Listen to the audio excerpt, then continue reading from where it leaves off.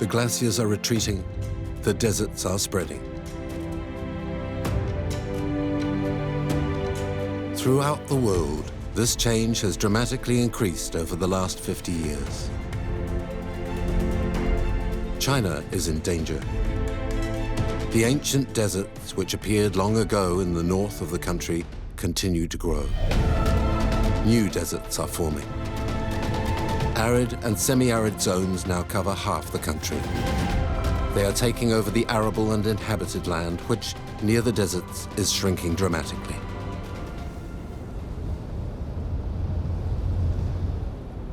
I saw a very high wall of sand coming towards me. According to studies, more than 1,300,000 tons of sand dust fell on Beijing in 2010. There are not enough natural barriers of vegetation at the edges of the deserts, nor are they strong enough to hold back the sand. The plants lack water and are dying. Water is important in the fight against desertification. We fire into the clouds to bring artificial rain to arid zones. An army of 32,000 rainmakers fight at the front every day. A green wall is being built, as long as the Great Wall of China, to keep the enemy at bay. China is at war against desertification that threatens to devour the land.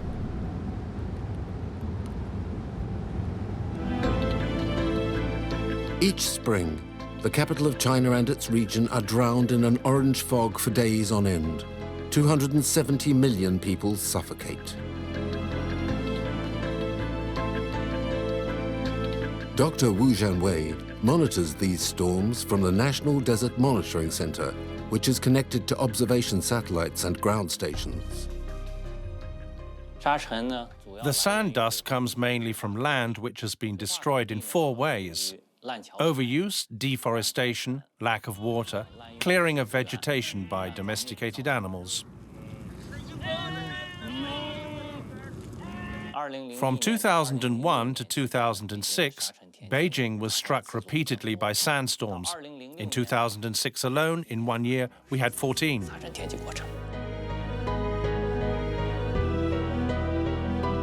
By examining the dust which regularly falls on Beijing, scientists have found that it comes from deserts which are many hundreds of kilometers from the city. Deserts occupy a quarter of Chinese territory, but not all deserts produce sand dust. This comes from a few specific zones. The sand comes mainly from 2 zones. From the north, Mongolian deserts and the Chinese province of Inner Mongolia. From the west, the deserts of Badanshahan and Tenga, close to the city of Longshu.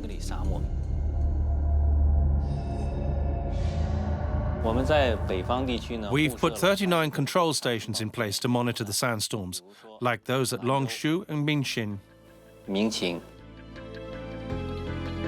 Longshu, the provincial capital of Gansu, was once an important step along the Silk Road.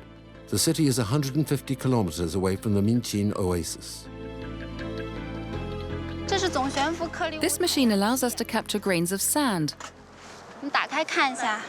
Let's open it and give me the pincers, please. Above are grains which have a diameter less than 100 micrometers. Below are grains which have a diameter less than 10 microns. Take the filters.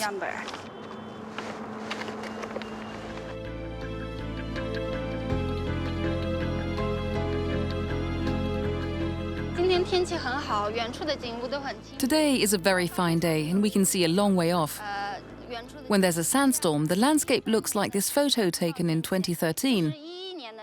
Here's another from 2011, and this one is a photo taken in 2009. You can't even see the big building in front during this big sandstorm. You can't see the mountains. Up to 2013, we had violent sand winds 5 times a year and 1 sandstorm.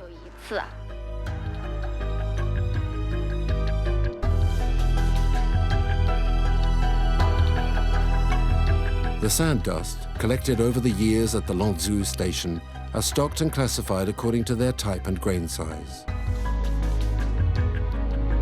A series of identity cards is then made. The sand in these containers is all different according to the place it comes from. For example, this Minchin sand is extremely fine. It's very volatile. The drier that a desert is, the more mobile is its sand, and the more it can feed the dust mass that sandstorms take with them. The zones where the dust is produced need urgent measures. The pink color shows the great mobility of desert sand from the Tengger and Badan-Jayan deserts around the Minchin oasis.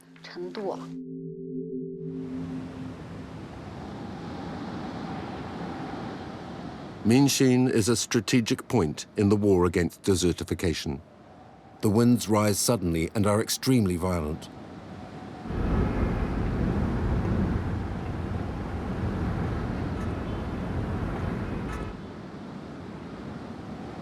The oasis, where 300,000 people live, is caught between two great Chinese deserts, the Badan-Jayan and the Tengger deserts. The oasis forms a natural barrier between the two which must be preserved at all costs. If the immense mass of sand in these two deserts joined up, the flow of sand that falls on Beijing would increase markedly and the city would pay dearly for it.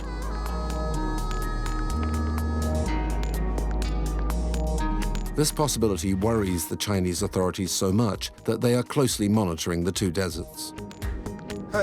Check the GPS, we're getting closer. We're nearly there, not far to go. Let's carry on. Very well. With the metal detector, the team are searching for a marker. Here it is, we found it. Very good. Okay. The marker consists of a metal plate placed here the previous year by Wang Bin's team with a recording made of its geographical coordinates. Okay.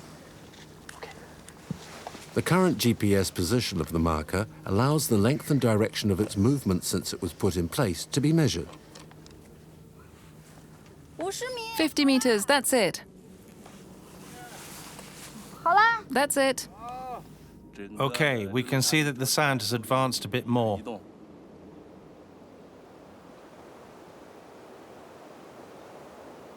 This tower measures the advance of the sand. Here, the wind speed can reach 20 meters a second.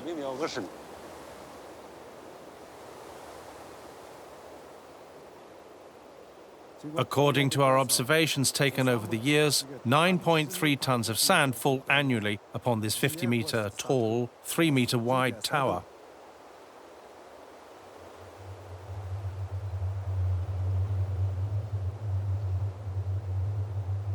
The two deserts of Tengger and Badan-Jayan have formed around Minchin.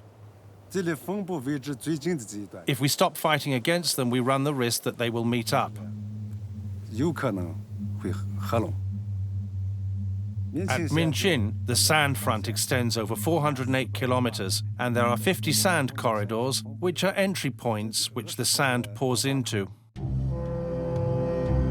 The sand corridor of the mouth of the Tiger is 30 kilometers from the observation tower. It is one of the most formidable. The winds coming from the Badan-Jayan and Tengger deserts meet violently here, making the place sterile and dangerous.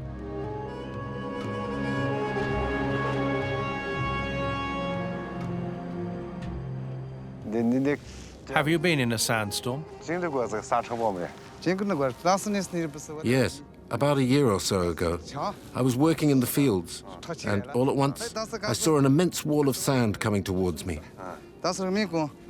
Sand flew, and I was completely blinded. If you'd been right beside me, I couldn't have seen you.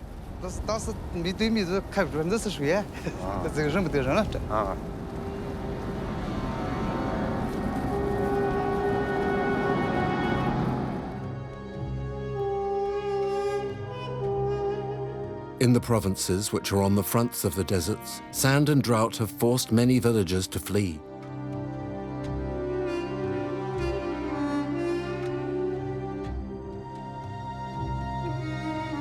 Dongzhong, one of the villages of Minchin Oasis, has become a ghost town. The inhabitants have fled.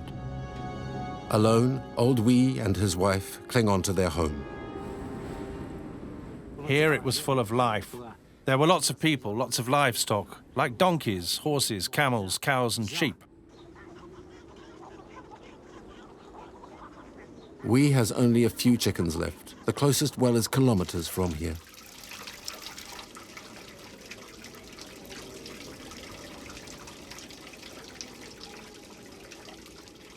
We've never had enough water.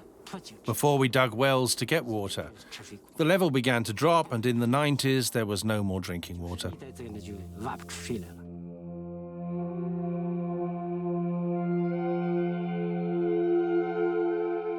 Intensive agriculture, with production targets dictated by plans, made things worse. The whole oasis of Minchin was soon short of water. More than 10,000 wells were dug. In a very short time, this led to the end of Lake Xintu, now completely dried up, a first in Chinese history. 200 years ago, Lake Xintu had a surface of 400 square kilometers. There were plants in the water, and the inhabitants could fish from boats. But because of population growth and overuse of water for agriculture, the ecological balance was destroyed. The lake dried up, and from 1959 became sand dunes between 1 and 3 meters high.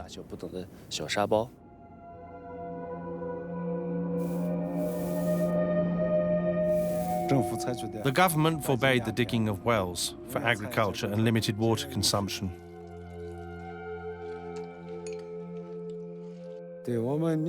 Today, we use the water from great reservoirs and water from artificial rain.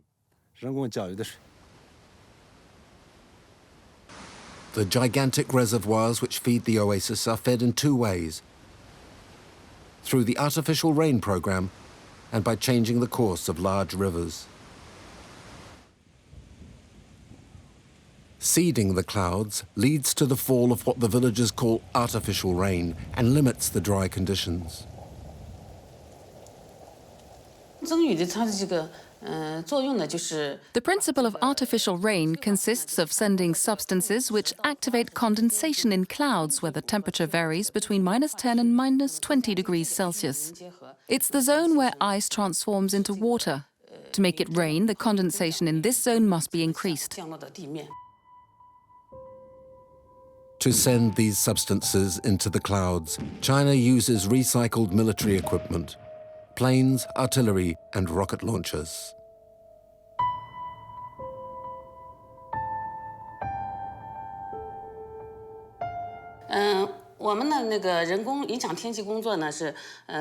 We started to apply this technique in 1958 to make rain in the province of Jilin.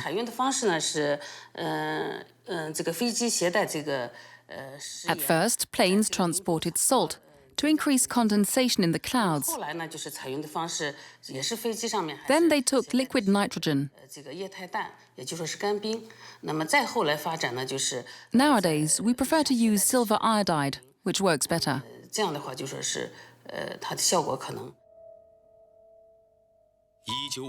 On the 21st of July 1958, a Do-2 plane loaded with kilos of salt took off. It was the first time that our country had used artificial rain. We made a dozen tests.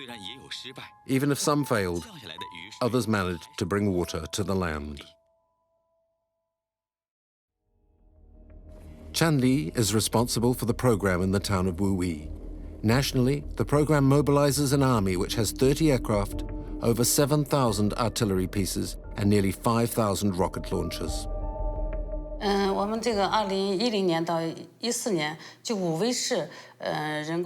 Between 2010 and 2014, we launched over 600 rockets and fired around 10,000 shells from Wuyi.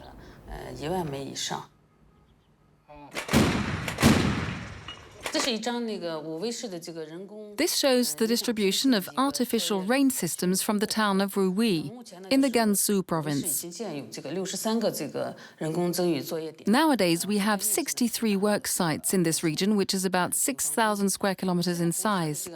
The red zone shows the rocket sites, the blue zone shows the artillery, and the green zone shows us where the reservoirs are.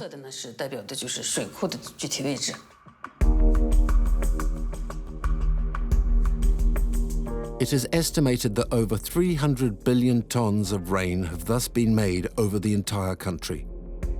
This technique isn't unanimously approved by the scientific community. Some think that rainfall only increases by 20%. And the question of the toxicity of silver iodide and its effects on the ecosystem is raised. Are you ready? Ready! Let's go.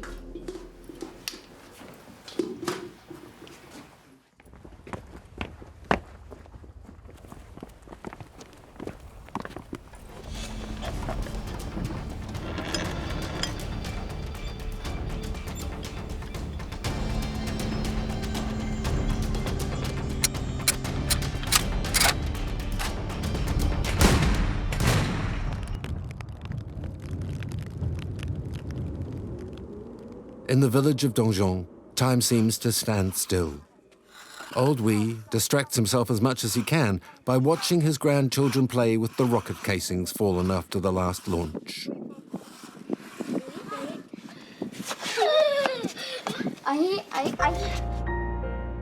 When there are no clouds, artificial rain is not enough to fill the reservoirs, and rivers come to the rescue.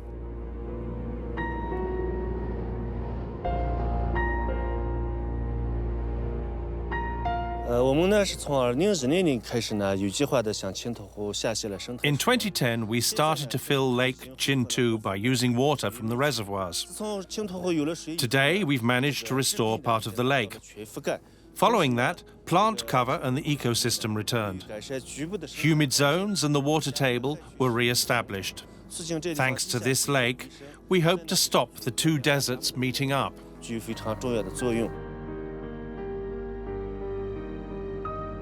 Will the restoration of the lake be enough to assure the future of the desert refugees who have been rehoused in model villages constructed at the center of the oasis?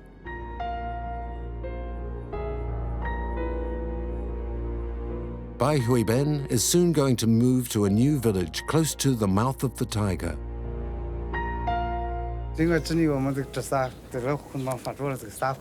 We fought for years against the sand. And this is our new house. The whole village will soon move here. The house is more solidly built against the sand and has electricity and water. Life here is better and more comfortable. Like all his neighbors, Bai Huiben could no longer stand the daily fight against the encroaching sand. Over hundreds of kilometers, an army of peasants are fighting to seal the breach of the mouth of the Tiger. Through this breach pours the sand which threatens to submerge the oasis and to annihilate it.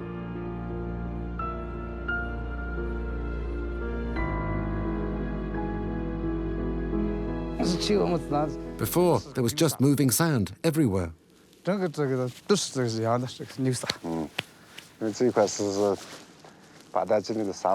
Here in the Badanjiahan Desert, the sand moved fast and caused a lot of problems in this area.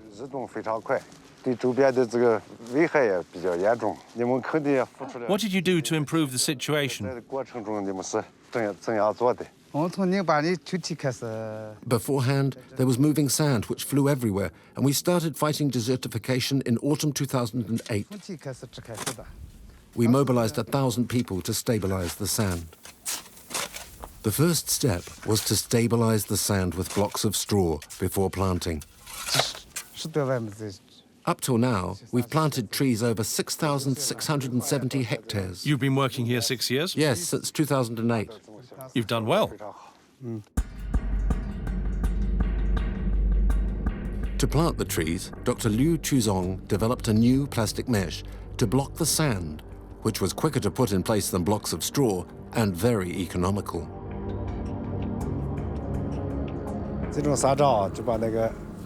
This mesh really stops the wind from moving the sand, as you can see from afar.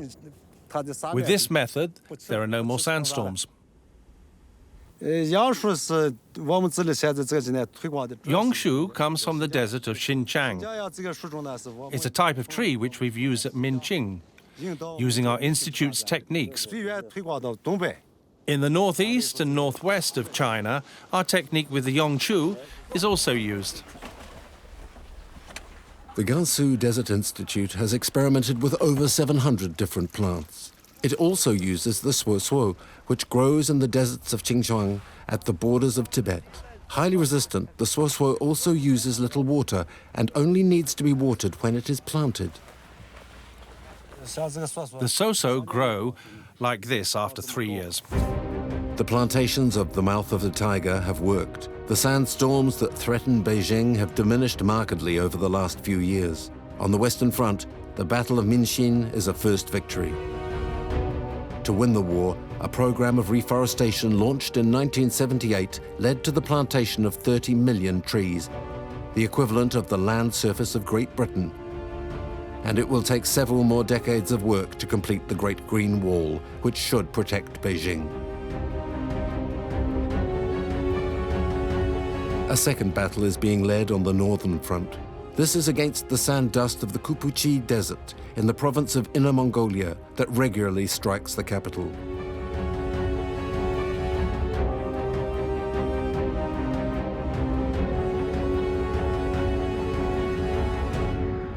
The roads that cross the Kupuchi Desert are regularly invaded by sand. New plantation techniques are being tried.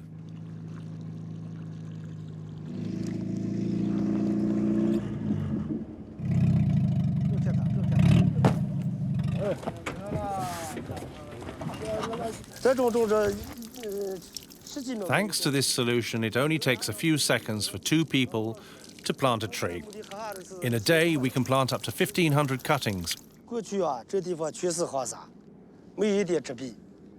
In the past, there was only sand in the air. When it was windy, you couldn't even open your eyes, and you couldn't see the road.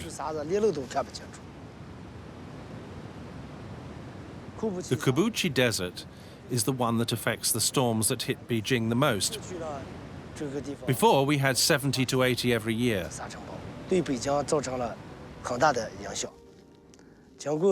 Today, after years of work, there are only 3 to 5. Beijing suffers a lot less.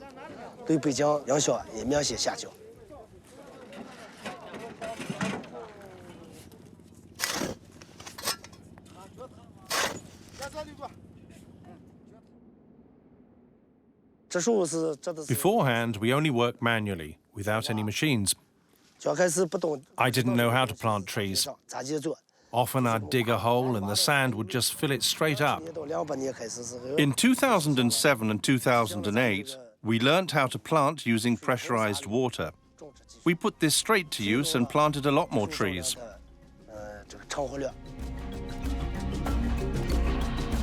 According to official figures, this new method gives a survival rate close to 85% compared to 55% in the past.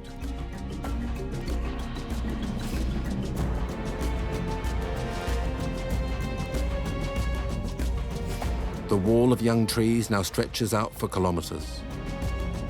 Thanks to this, it has been possible to build roads across the desert which no longer become buried. And Mr. Chung never gets tired of watching the cars go by. The Great Green Wall is fragile, and only time will tell if it will be able to resist the pressure of the desert. In the urgency of the 1980s, trees were chosen for their ability to grow quickly and absorb greenhouse gases. Poplars, which should live 30 years, didn't survive. Why did these poplars die? Because they require certain conditions to live. Water has to be sufficient and the ground fertile. So if the water table drops and it becomes arid, they'll die.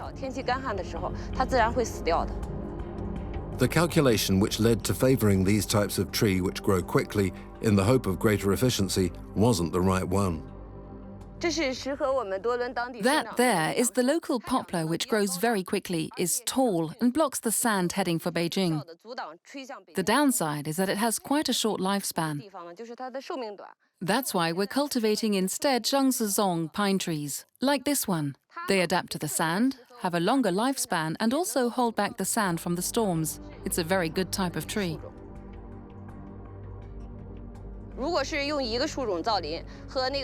If just one type of tree is planted, there's a greater danger of sickness than if you mix two types together. The great lesson that China has learned from its successes and failures is that there is no universal recipe for containing the desert. Each parcel of land has its own types of tree and techniques of plantation. The Great Green Wall isn't a monolithic monument, but a mosaic.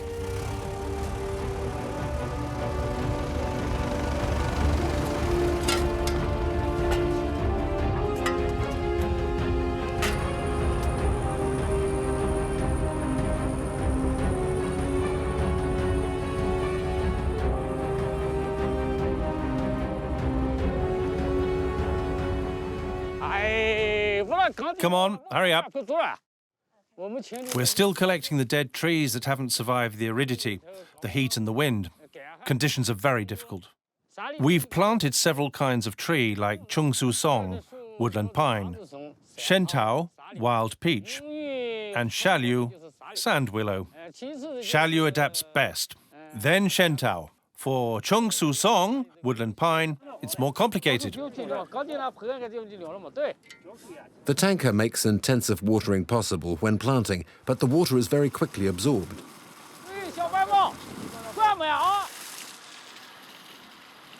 The solution is programmed drip-feed watering in the middle of the desert.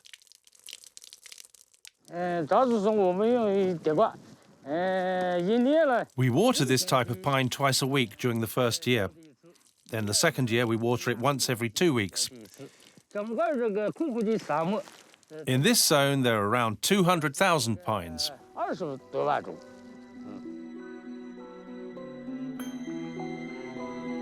The drip feed network extends for hundreds of kilometers.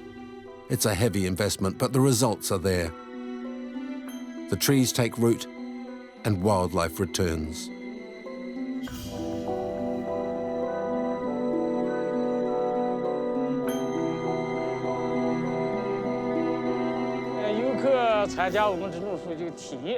We attract tourists who help planting trees. Our goal is to help people live in this desert.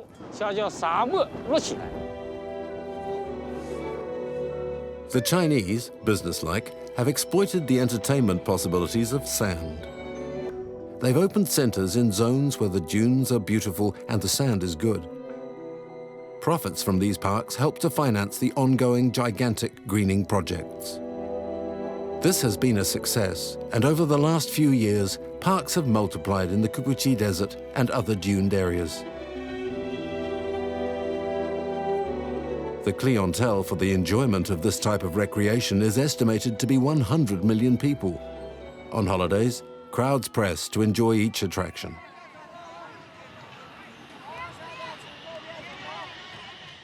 Today at Kupuchi, with a road network crossing the desert, an immense hotel complex has appeared at the center of the desert. Kupuchi has become a model, and not just thanks to tourism. Rich industrialists have been able to build an economy on sand.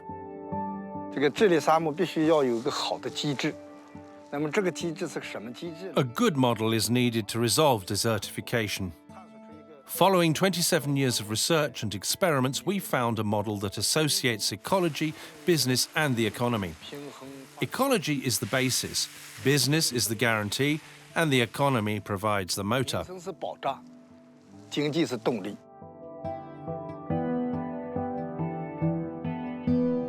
The Chinese are now using sand for everything. It's a basic material for many products used in building. But more surprisingly, it's also used to grow medicinal plants, like kuqi and kansao, the Chinese aniseed reputed to be an elixir for a longer life. From plants grown on sand, new nutritional composites for animal feed have been created.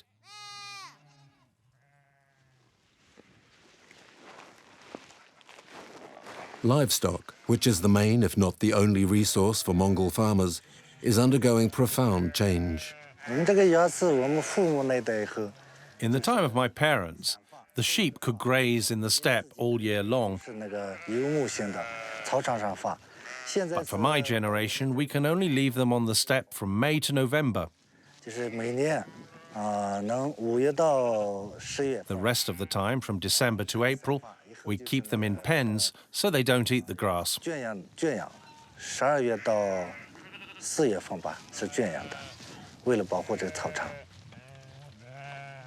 In May, when Moncré Lallet finally frees his herds from the pens where they've been closed up all winter, he only allows them a relative freedom. With his four-wheel drive, which has replaced the horse of his ancestors, he stops them from getting too close to the tree barrier.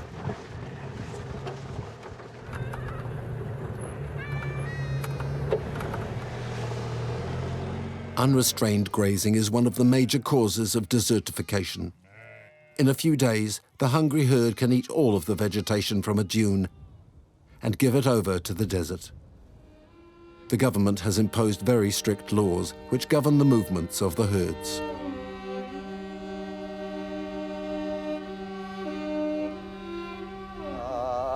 In Mongolia, the isolated trees represent life's resistance to the desert. The oldest, those that have stood for hundreds of years, are called the trees of Genghis Khan, who is said to be buried at the foot of an isolated tree. They are the object of rites of devotion. This tree is over 1,000 years old. Today it is at the heart of a replanted area that was just sand a few years ago.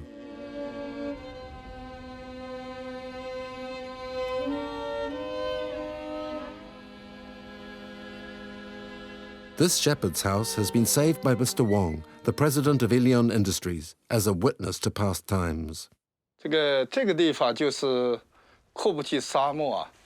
This was the house of the Kubuchi Desert Shepherd 20 years ago. He lived in the middle of the desert.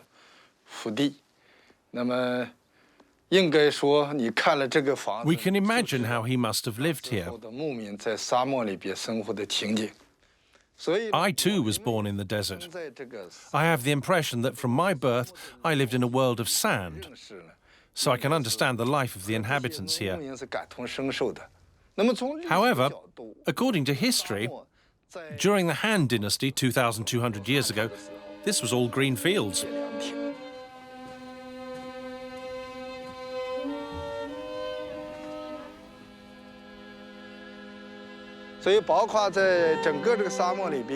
In the Kubuchi Desert, there were about 10 to 20,000 houses like this one over an area of around 18,600 square kilometers. They were destroyed, and the inhabitants moved.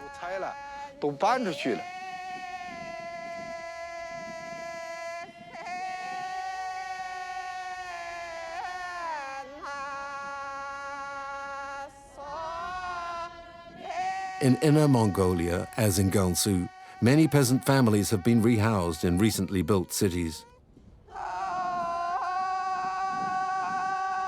Mr. Chong has also moved and says he is happy in his new way of life. He stars in an advert sponsored by Ilion Industries, which recounts the fight against desertification. Look, there I am. He's called Chong Chiwa. The shepherds like to call him Chiwa, because they see hope in him. I'm really proud of you. You're doing a very difficult job. Chiwang, Mr. Chung's first name, means hope in Chinese. In the popular imagination, Mr. Chung has become the example of a peasant on the side of Ilion Industries.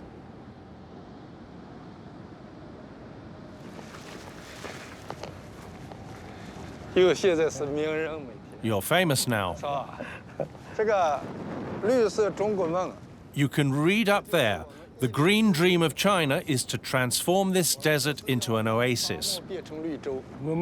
We who are fighting the desert believe we can turn this dream into a reality.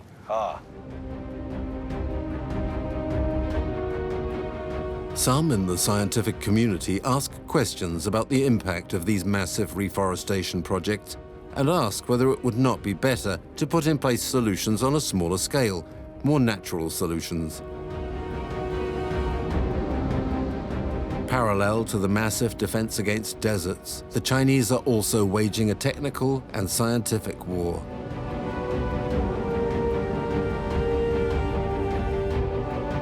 At the oasis of Chaputu on the Western Front in the Tengger Desert, natural techniques are being experimented which favor the development of substrata in the sand that help trees to grow. 50 years ago, all that was to be found here was moving sand. Later on, we helped crusts of sand appear to cultivate trees that were resistant to an arid climate. Thanks to them, the ground became solid and lichen developed naturally. Lichen takes a while to get to the size of that one, which is 40 years old, but that's too long.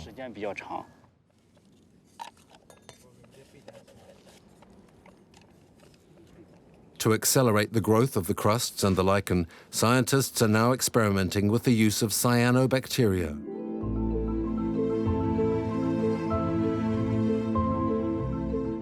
Cyanobacteria are very ancient organisms which have contributed to the expansion of the forms of life currently found on the Earth. This artificial method for the development of lichen is faster than the natural cycle. Nowadays, it only takes 1 or 2 years for them to grow. We apply this method to large areas.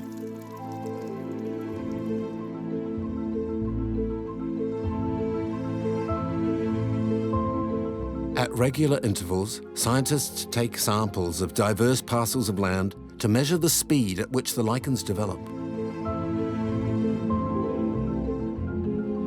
Cyanobacteria is perfectly adapted for rapid and abundant multiplication. They reproduce as filaments. These knit into large networks which, by forming a solid crust, stabilize the sand. The crust forms a substrata upon which the lichen develops more rapidly and flourishes when it receives water.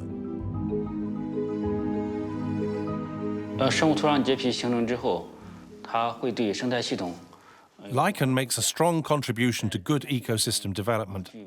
There are several functions, such as the diversification of biology. It offers good conditions for insects. During our studies, we've seen that lichen serves as a food source for them at certain times of year. During reproduction, the beetle needs a lot of energy to introduce its long and pointed reproductive organ.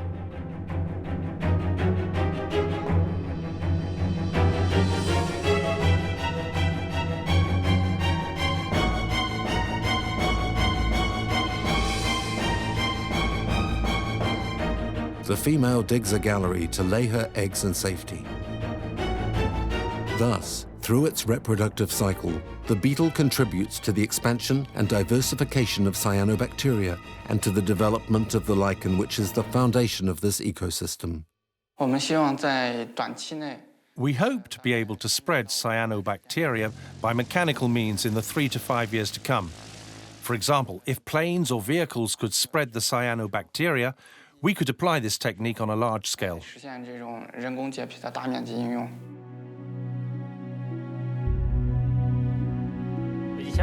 Before, this was just moving sand behind me. Thanks to 60 years of work, this place has become a fine green oasis.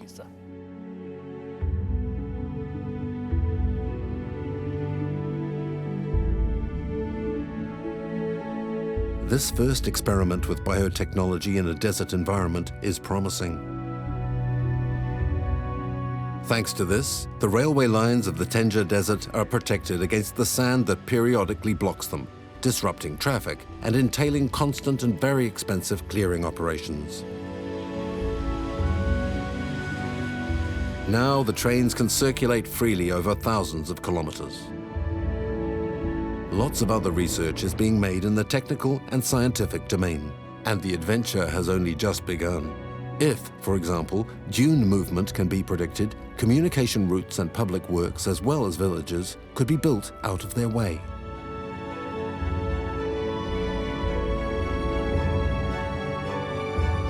For several years, a Chinese and a French team have been working together on this question in an experimental site a few dozen kilometers away from Chapoutot.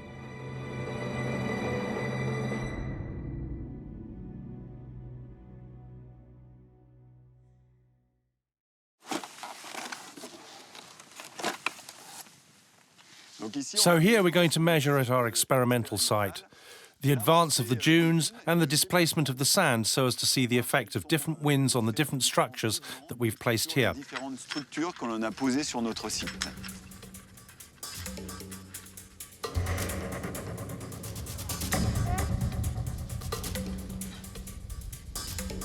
Okay. It's very important for Chinese people to understand the movement of the sand dunes, because we know there are 60 million Chinese people living in the oasis, very close to the desert. So we can help the government to know where the best places to build the road, the city, for the sand barriers to protect and control this area. We've taken a part of the desert and flattened it out so as to create the initial conditions from which the dunes develop, form and spread.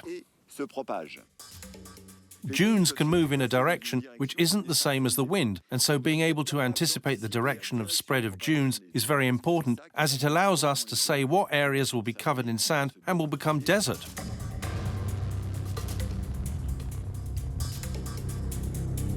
The French and Chinese team have installed a network of cameras which take photographs automatically several times a day over a long period.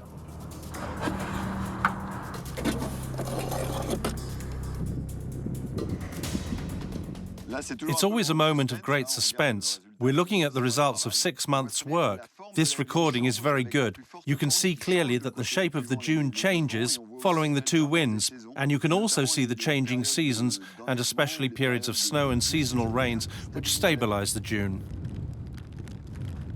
Filmed over a long time, the dunes no longer appear to be piles of inert sand, but mineral ensembles with their own life.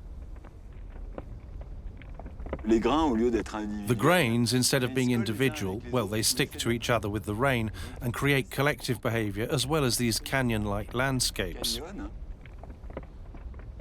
The movement of the dunes sometimes produces a strange sound that is very musical. When it resonates, it seems as though the dunes are singing.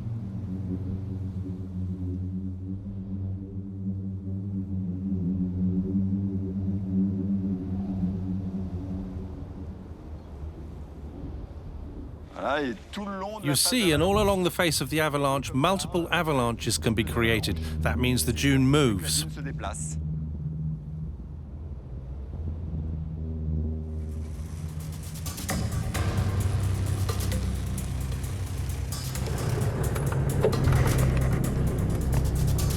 In this frighteningly arid and deathly universe, as if by miracle, some islands of green remain. Here we're in the middle of this great expanse of sand, and we can see a zone with vegetation, so there really is competition between the desert zone and the green zone. This is where the future of the desert is playing out. Finally, either the plants or the desert will dominate, and if the desert dominates, the plants will completely disappear. The wind that blows upon the Tanger Desert is doubtless the worst enemy of the plants.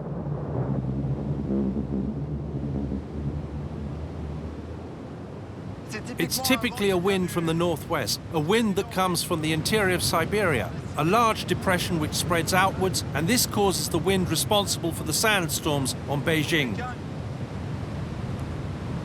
The sensors below there measure the wind every millisecond, and the sensors above, with the cups, they only measure it every second.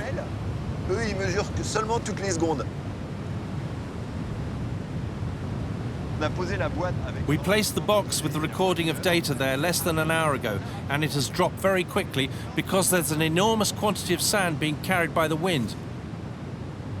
In this desert, the Chinese scientists didn't imagine that the dunes were of this type, and finally we managed to show that they were oblique dunes that formed an angle of between 75 and 15 degrees, with an average wind. Now we're capable of understanding the speed with which the dunes move and the direction in which they're moving.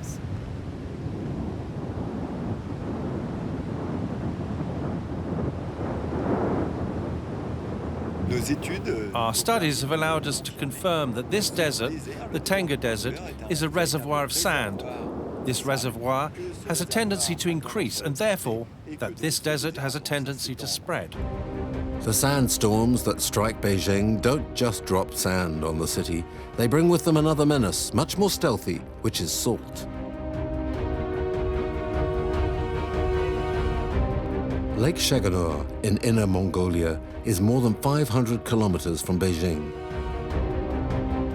Its waters have become so salty that the fish, once abundant, have completely disappeared. No boats sail here now.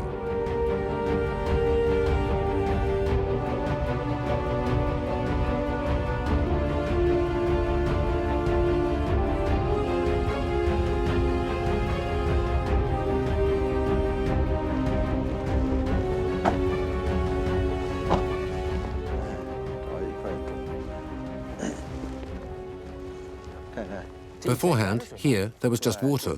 How much has the lake lost? The lake was 10 meters deep. Has it lost a lot of surface area? It has shrunk by about 40 to 50 square kilometers. That's a big reduction. Yes, because of the very dry climate. There, that's a boat which was on the lake. But now, since the lake has dried up, the boat is stuck and it can't be got out. The ground, left behind by the drying out, is scoured by winds which blow incessantly.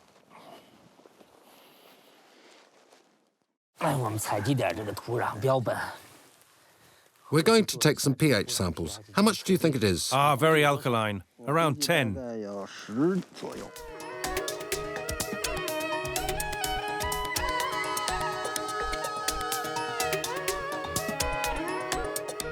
The sediments, which are mud mixed with salt, produce extremely fine dust that takes flight easily and is carried by the wind over very long distances. Excessive pumping has dried out more than one salt lake, especially in Inner Mongolia. Mr. Chung is convinced that the exposure of immense surfaces saturated with salt is a new source of storms.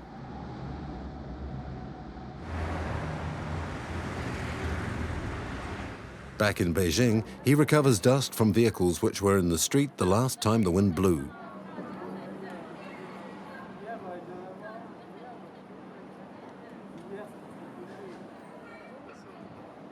This is the dust that was on my car.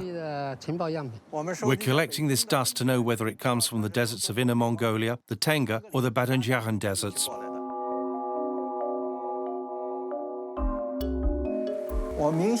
It's clear where it comes from.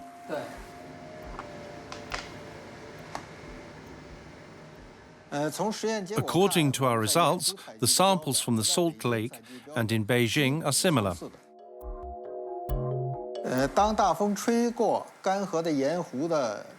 When the wind blows on the Salt Lake, it filters the dust from the ground. The finest particles, salt dust, flies over the tree barriers and stays in the air. The larger particles stay on the ground and make up desert sand.